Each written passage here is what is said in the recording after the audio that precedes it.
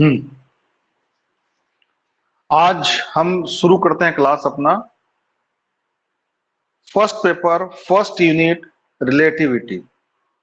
Relativity या सापेक्षिता, हिंदी में सापेक्षिता, ठीक है ना। सापेक्षिक, इस ब्रह्मांड में कोई भी चीज निरपेक्ष नहीं है, एब्सोल्यूट नहीं है। मैं आप लोगों के सीधी सीधी बातों पे मतलब सामाजिक बातों पे आता हूं। हम बात करते हैं वो आदमी अच्छा है, वो आदमी बुरा है। अच्छा या बुरा की परिभाषा भी किसी न किसी निर्देश या रिफरेंस के रिस्पेक्ट में होता है। इसके सापेक्ष ये अच्छा है, उसके सापेक्ष वो बुरा है या अच्छा है। ठीक वैसे ही कोई वस्तु गतिशील है या स्थिर है, इसको भी जो है हम निरपेक्ष रूप से नहीं देख सकते। वो भी क्या होता है, सापेक्षिक होता है। जैसे मैं कहता हूं कि या आप लोग अपने आप को आसपास की चीजों को देखते हो तो वो आपके सापेक्ष, मान लीजिए आपका कमरा जिसमें बैठ के भी आप लोग मुझे देख रहे हो, वो क्या है, स्थिर है। टेबल चेयर जिसमें बैठे हो वो स्थिर है, तो वो आपके सापेक्ष स्थिर है ना। किसी और के सापेक्ष स्थिर हो ऐसा जरूरी नहीं है। जैसे मैं ऐसा कहता हूं कि तुम ट्रेन या बस के अंदर बैठे हो और एक दूसरे को देख रहे हो, तो एक दूसरे के सापेक्ष आप लोग आपस में क्या होते हो, जितने लोग भी हैं बैठे रहते हैं वो स्थिर होते हैं, लेकिन बाहर के सापेक्ष गतिशील होते हैं। बाहर में जो आदमी बस को चलते देख रहा है या आप लोगों को देख रहा है, वो बोलता है कि आप लोग गतिशील हैं। आप ठीक इसको उल्टा सोच कर देखिए। आप क्या सोचते हो, जो अगल बगल की चीजें, जब आप बस में चल रहे हो या ट्रेन में चल रहे हो, तो अगल बगल की जो चीजें बाहर दिखाई दे रही होती हैं वो पीछे जा रही होती हैं। तो आप ऐसा एक बार इमेजिन करो, तो आप कह सकते हो कि यार हमारे सापेक्ष वो वस्तुएं पीछे जा रही हैं। ठीक वैसे ही जैसे हम रोज कहते हैं कि सूरज उगता है और डूबता है। भैया ना तो सूरज उगता है ना डूबता है, आप ही गोल गोल घूम रहे हो। आप ही गोल गोल घूम रहे हो और बोलते हो सूरज उगता है कि डूबता है ना। तो आपके सापेक्ष सूरज चल रहा है, ये आप मानते हो। मतलब कोई भी चीज निरपेक्ष या एब्सोल्यूट नहीं है। तो इस ब्रह्मांड में किसी भी वस्तु को हम निरपेक्ष रूप से या एब्सोल्यूट रूप से स्थिर भी नहीं कर सकते या निरपेक्ष रूप से गतिशील भी नहीं कर सकते। सारी चीजें क्या होती हैं, सापेक्षिक होती हैं। तो कोई वस्तु सापेक्षिक रूप से गतिशील है या स्थिर है, इसका अध्ययन करने के लिए मैं बहुत पहले फर्स्ट ईयर में आप लोगों को जो प्रवचन दिया था, उसी से इस आभार में उसी से उठा रहा हूं बात को। किसी भी चीज का अध्ययन करने के लिए मुख्यतः तीन बातें आवश्यक होती हैं। एक होता है सिस्टम। याद आता होगा फर्स्ट ईयर में मेरी क्लास अटेंड की होगी, सेकेंड ईयर तो कोविड ने खा लिया। सिस्टम, इसको मैं ऐसे बनाता हूं, सिस्टम, सराउंडिंग्स,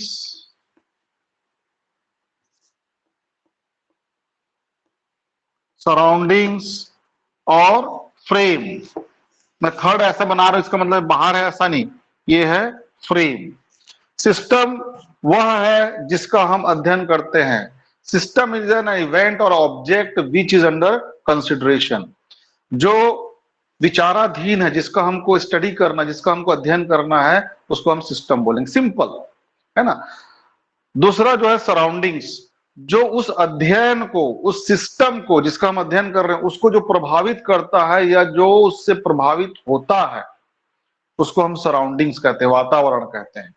वातावरण का मतलब जैसे हम अपना वातावरण जानते हैं ना, है वही चीज, ये दूसरे कंटेस्ट में है और वो दूसरे कंटेस्ट में है। सराउंडिंग्स का मतलब ये होता है जिससे कोई निकाय या सिस्टम प्रभावित होता है या उसको प्रभावित करता है। ठीक। फ्रेम, फ्रेम वह जगह है जहां से हम उस निकाय का, उस सिस्टम का हम अध्ययन करते हैं। क्लियर है। फ्रेम वह जगह है, वह निकाय है, वह जगह है जहां से हम उस निकाय का या उस सिस्टम का अध्ययन करते हैं। तो आप लोगों को मैं जो पहले सिखाया था उसी को लेकर चलता हूं, क्योंकि हम जहां से अध्ययन करेंगे उसी के सापेक्ष हम उस निकाय को देखेंगे, है ना। चूंकि यहाँ पर सापेक्षता पढ़ रहे हैं तो हम उसमें वहां लागू करके देखेंगे, समझेंगे। जैसे मैं आप लोगों को एग्जांपल देता हूं, जैसे ये डस्टर है, ये डस्टर का मुझे अध्ययन करना है। मैं कहता हूं आपसे कि इस डस्टर पे अध्ययन कीजिए, तो आप पूछे सर क्या अध्ययन करें भाई, क्या चीज का अध्ययन करें? तो मैं बोलूंगा इसमें बताओ कहां कहां और कितना फोर्स लग रहा है, ये इस स्थिति में क्यों है। तो ये डिसाइड हो गया, इसका आपको अध्ययन करना मतलब ये आपके लिए सिस्टम हो गया। और आपको क्या अध्ययन करना है, इस पे लगने वाले बलों का अध्ययन करना है। मतलब इस पे जितने भी बल लग रहे हैं, चाहे गुरुत्वाकर्षण के कारण हो, चाहे इस पंखे के कारण हो, चाहे मेरे हाथ के कारण हो, चाहे अन्य कारण हो, और भी वो सारे कारण क्या हो गए जो इस पर लग रहे हैं बल, वो कारण सारे के सारे कारण जो है क्या हो गए, क्या हो गए, सराउंडिंग्स हो गए, वातावरण हो गए। क्लियर? अब मैं कहां से अध्ययन कर रहा हूं, मतलब आप जिसको मैंने कहा है आप कहां से अध्ययन कर रहे हो। मान लीजिए आप इसी कमरे में मेरे पास बैठे हो और इसका स्टडी करते हो और बोलते हो कि सर इस प्रकार से बल लग रहा है। जैसे मैं आपको समझाता हूं इसको एक छोटे से चित्र से, तो आपको बातें समझ में आएंगी। मान लो अभी जो मैं हाथ पे पकड़ा था वो डस्टर ये है और ये मेरा हाथ है, उंगली का ये वाला पोर्शन ऐसे करके इधर से गया है और ये पकड़ा हुआ है, ठीक, इस तरीके से, ठीक, ये पकड़ा हुआ है बेटा, समझ लो आप, ठीक, इस तरीके से आपने पकड़ा है। तो अब आप इस पे सराउंडिंग्स आपको पता चल गया और आप यहां से अध्ययन करना चाहते हो, तो आप कहोगे क्या, मैं एकदम सिंपल बताऊंगा, आप कहोगे चूंकि सर ये आपके हाथ में जो डस्टर रखा हुआ है वो स्टेशनरी है, आपके रिस्पेक्ट में स्थिर है, इसलिए इस पर लगने वाला कुल बल शून्य है। तो बताइए, मैं पूछूंगा कैसे लग रहा है, बताइए भाई कैसे मैं कह रहा हूं, तो बोलोगे सर जितना बल नीचे लग रहा है उतना बल ऊपर लग रहा है, जितना बल अगल लग रहा है उतना ही बल बगल लग रहा है, अगल बगल ऊपर नीचे सब मिलाकर एक दूसरे कैंसिल आउट कर दे रहे हैं। लग तो रहा है लेकिन वो सब कैंसिल आउट कर दे रहे हैं, इसलिए वो क्या है, स्थिर है। ये आपका एनालिसिस होगा। क्लियर? लेकिन आप में से मैं भेज देता हूं अजय कुमार को, मेरे सामने अजय कुमार दिख रहे हैं, मैं भेज देता हूं बेटा तू ऊपर चले जा, ऊपर का मतलब इतना नहीं कि वापस नहीं आएगा अर्थ पे, इतना ऊपर चले जा और आंखें गिद्ध से भी खतरनाक हो कि तू नीचे तक देख सके हम लोगों को, मेरे हाथों को। तो अजय कुमार जो ऊपर पहुंचा वहां से देखेगा, अर्थ के ऊपर से चला गया और वहां से देखेगा तो बोलेगा साहब पहली बात तो आप लोग स्थिर नहीं है और ना ही ये डस्टर स्थिर है, ये तो गोल गोल घूम रहा है। बोलेगा ना ये पृथ्वी गोल गोल घूम रही है, अब पृथ्वी पे पहुंच गए और आप ये अजय कुमार यहां पर हैं और ये डस्टर यहां पर है, देखेगा अरे ये तो गोल गोल घूम रहा है ना, सर्कुलर मोशन में है। क्या देखेगा, सर्कुलर मोशन में है।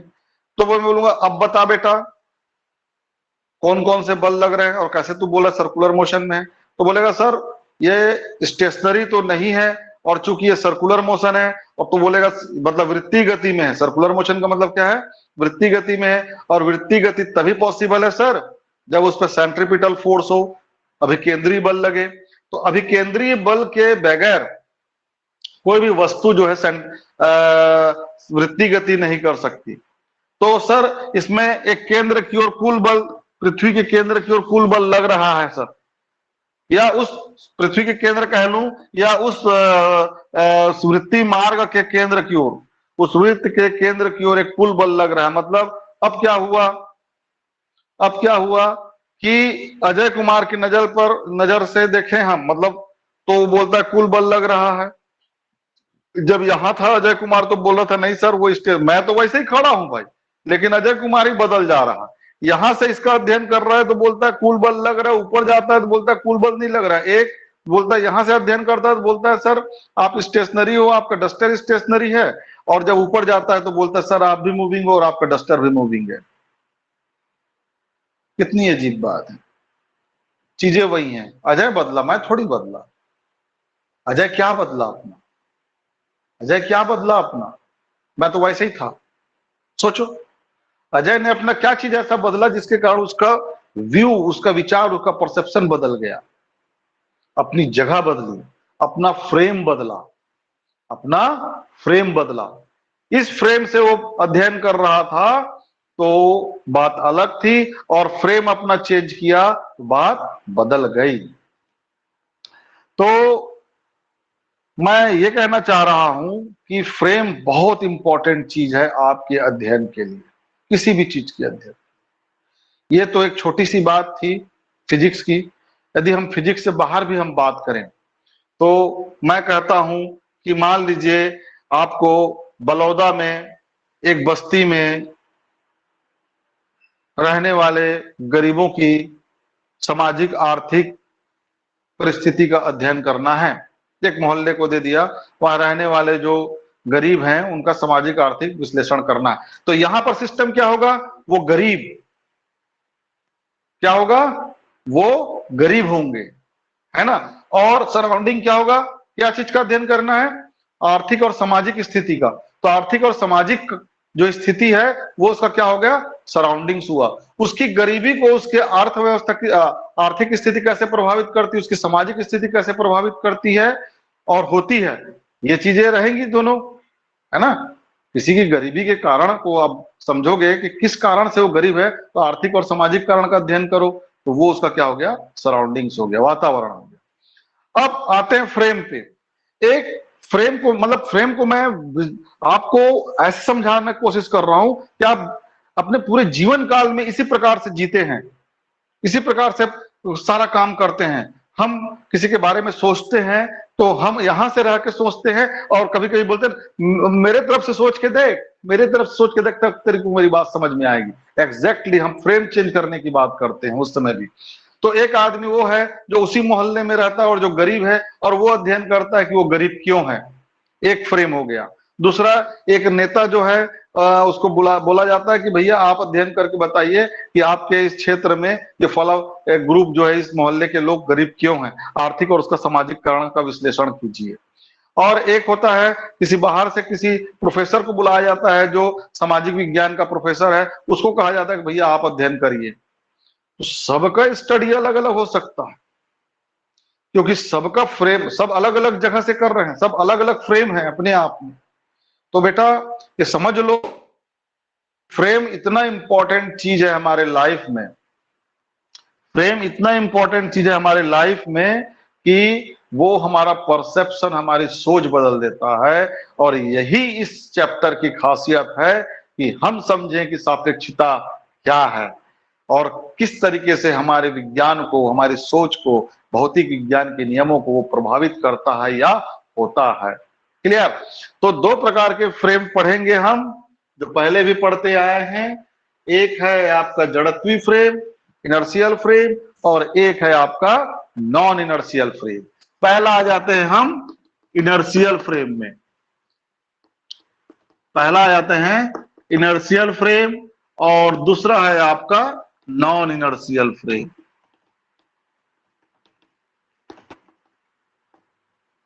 ठीक है। तो इनर्शियल फ्रेम या जड़त्वीय फ्रेम मैं इसलिए आप लोगों से पूछ नहीं रहा हूं, जब मैं ऑफलाइन क्लासेस लूंगा तब तो मैं आप लोगों से बात करूंगा उसी तरीके से। अभी ऑनलाइन है और चूंकि ये रिकॉर्ड हो रहा है तो मैं उस टाइम को खराब ना करूं, इसलिए मैं सीधे सीधे बात कर रहा हूं, आपको सीधे सीधे आप लोगों को बताते जा रहा हूं।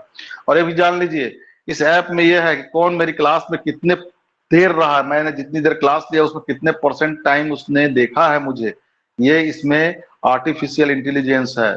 मैं आप लोग कभी मिलोगे तो बताऊंगा कौन मेरे क्लास में 100% उपस्थित था और देख रहा था, और कौन जो है 4% से लेके 100% तक का रिकॉर्ड है बेटा इसमें, ये खासियत है। इसलिए तो हम आते हैं इस पे। इनर्शियल फ्रेम, जड़त्वीय फ्रेम, वह फ्रेम है, आप लोगों की परिभाषा पर चलता हूं पहले, जो आप पढ़ते आए हो, और फिर मैं उस पर कुछ कॉन्सेप्ट सिखाऊंगा जिसको आप पढ़े हो उसको समझ सको। इनर्शियल फ्रेम वह फ्रेम है जिसमें न्यूटन के नियम लागू होते हैं, या सॉरी भौतिकी के नियम लागू होते हैं, ऐसा हम पढ़ते हैं। जड़त्वीय फ्रेम वह फ्रेम है जिसमें न्यूटन के या भौतिकी के नियम लागू होते हैं, और अजड़त्वीय फ्रेम वह है जिसपे न्यूटन के नियम लागू नहीं होते हैं या भौतिकी के नियम लागू नहीं होते हैं। क्लियर। ये सिंपल हो गया। अब इसको थोड़ा ऐसे कहते हैं, वह फ्रेम या तो जो स्थिर है एब्सोल्युटली, जो कि संभव नहीं, या स्थिर वेग से गतिशील है। स्थिर है या स्थिर वेग से गतिशील है। Either it is in a rest, in absolutely rest, और in a motion of constant velocity. Only then the frame is called inertial. तभी और सिर्फ तभी हम उसको हम जड़त्वीय फ्रेम कहते हैं, यदि वह स्थिर है या स्थिर वेग से गतिशील है। मतलब त्वरण नहीं होना चाहिए, एक्सेलरेशन नहीं होना चाहिए। एक शब्द में कहें तो non accelerated frame is called inertial frame. Non accelerated frame is called inertial frame. जो अत्वरित फ्रेम है, अत्वरित फ्रेम है, उसको हम जड़त्वीय फ्रेम कहते हैं। और जो त्वरित है, जो में त्वरण है, उसको हम क्या कहते हैं? अजड़त्वीय फ्रेम या नॉन इनर्शियल फ्रेम कहते हैं। तो बच्चों, इस ब्रह्मांड में, इस यूनिवर्स में एक भी single, not a single frame is a inertial frame. एक फ्रेम भी यहां पर इनर्शियल नहीं है, जड़त्वीय फ्रेम नहीं है। अब आप सोच कर देख लो, आप अपने आप को मानते हो कि भैया हम लोग तो स्थिर है, तो स्थिर तो आप भी नहीं हो। आपकी पृथ्वी नहीं है, पृथ्वी अपने एक्सिस पे रोटेट हो रही है, अराउंड द सन रिवॉल्व भी हो रही है, और वो सन भी स्थिर थोड़ी है, और सन भी खुद घूम रहा है, और किसी ब्लैक होल के चारों तरफ वो भी चक्कर लगा रहा है। अब ब्लैक होल ये सब किसमें है? एक गैलेक्सी में, और गैलेक्सी भी स्थिर नहीं है, वो भी घूम रहा है। अरे भैया, पूरा ये तो चक्कर ही चक्कर है, पूरा ब्रह्मांड में चक्कर है। मतलब ये समझ लो, कोई भी फ्रेम इनर्शियल नहीं है, हर चीज घूम रही है किसी न किसी के सापेक्ष। बड़ी खतरनाक बात है। अब फिर आप बोलोगे सर फिर आपने परिभाषित कैसे कर दिया कि जड़त्वीय फ्रेम में न्यूटन के नियम या भौतिकी के नियम लागू होते हैं, जब आपको पता ही नहीं, कोई भी फ्रेम है ही नहीं। तो बेटा, समझाने के लिए, समझने के लिए कि ये वास्तविकता और थ्योरी दोनों में यही है। आप जानते हो कि आप इस पृथ्वी पर रहते हो और किसी भी वस्तु पे बल और ये वो सब लग रहा है, तो आपके सापेक्ष तो क्या है? वो स्थिर है ना। कोई वस्तु यदि स्थिर है, आपके सापेक्ष गतिशील है। तो इस पृथ्वी को हम स्थिर मान लेते हैं, मान लेते हैं, है नहीं। हम इस पृथ्वी को स्थिर मान लेते हैं, उसके बाद पढ़ते हैं।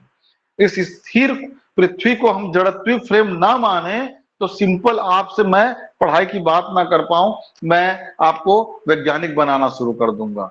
बताता हूं उसका रीजन। में जितने भी डिजाइन होते हैं इंजीनियरिंग में, खासकर ग्रेविटी से रिलेटेड, गुरुत्वाकर्षण रिलेटेड, मोशन से रिलेटेड, चाहे हम मिसाइल डिजाइन कर रहे हो, चाहे हम रॉकेट डिजाइन कर रहे हो, चाहे हम फ्लाइट डिजाइन कर रहे हो, किसी भी चीज जिसमें मोशन है, उन सब में डिजाइनिंग में हमारे दिमाग में रहता है कि हमारा फ्रेम अजड़त्वीय फ्रेम है। उसके बाद ही हम डिजाइन करते हैं कि ये इफेक्ट पड़ने वाला है जो हमको दिखाई नहीं दे रहा।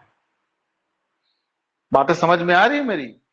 ये बहुत गूढ़ बातें बता रहा हूं आप लोगों को मैं, कि डिजाइन हम ऐसा सोचते हैं, और पढ़ाते समय आसान हो पढ़ाई, इसलिए हम मान के चलते हैं कि हमारा पृथ्वी जड़त्वीय फ्रेम है। अब बात आती है, सर कैसे पता चलेगा कि हमको कब बोलना है कि जड़त्वीय फ्रेम है और कब बोलना है पृथ्वी को अजड़त्वीय फ्रेम?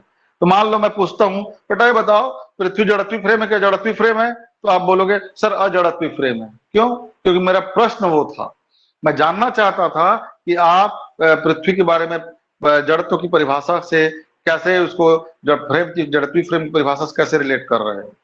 लेकिन जब आप पढ़ाई करते हो, नॉर्मल नहीं पूछा जा रहा है, तो आप मान के चलते हो कि पृथ्वी अजड़त्वीय फ्रेम है, तब तो आप सिंपल काम आप आम जीवन में कर पा रहे हो। ठीक है बेटा, तो ये था जड़त्वीय और अजड़त्वीय फ्रेम। तो अब चक्कर आता है कि अजड़त्वीय फ्रेम को हम किस तरीके से जड़त्वीय फ्रेम में बदल सकें।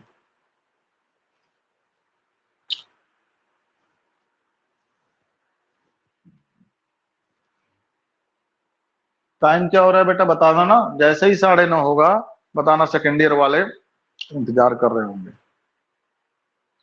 देखो अजय कुमार गया। तो अजड़त्वी फ्रेम को जड़त्वी फ्रेम बनाने का तरीका।